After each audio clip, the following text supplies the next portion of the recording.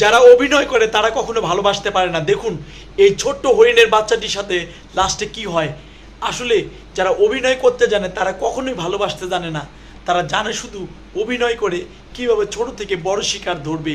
দেখুন এই চিতাগুলো তার ব্যতিক্রম কিছু নয়, তারা ছোট্ট বাচ্চাকে ধরে তার মাকে শিকার করার চেষ্টা করতেছে, আর দূর থেকে মা খেয়াল করতেছে যে বাচ্চাটিকে ছেড়ে দেবে কিনা। আসলে এই চিতাগুলো কি করবে, ভিডিওটি দেখুন লাস্টে কি হয়।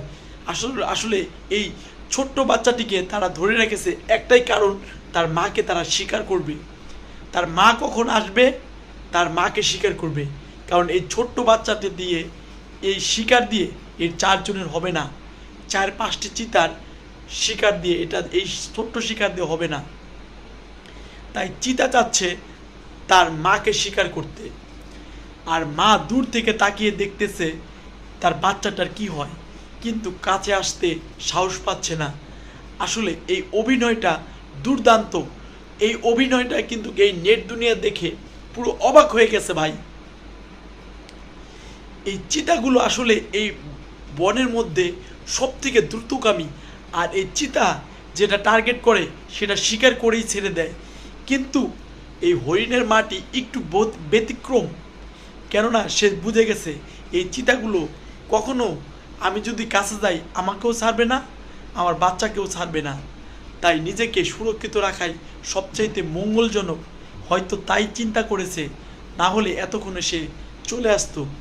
দেখুন এই চিতাগুলো যে এত দুর্দান্ত গতি এদের, এরা নিমিষেই একটি প্রাণীকে টার্গেট করে বাগে আনতে পারে, যা আপনি কল্পনাও করতে পারবেন না। আর এই প্রাণী তত্ত্ব আর প্রাণী নিয়ে ভিডিও করে থাকি আমি। প্রাণী জানা অজানা তথ্য জানতে পারবেন যদি আমার সাথে যুক্ত থাকেন, এই ভালোবাসা প্রিয় পরিবারের সাথে যুক্ত থাকেন। তাই অবশ্যই বলবো কলিজার ভাই এবং বোনেরা, বন্ধুরা, প্লিজ আমার ছোট্ট এই পরিবারে যুক্ত হবেন। আমি আপনাদেরকে এইসব প্রাণী তথ্য বা প্রাণী সম্বন্ধে কিছু জানানোর চেষ্টা করব।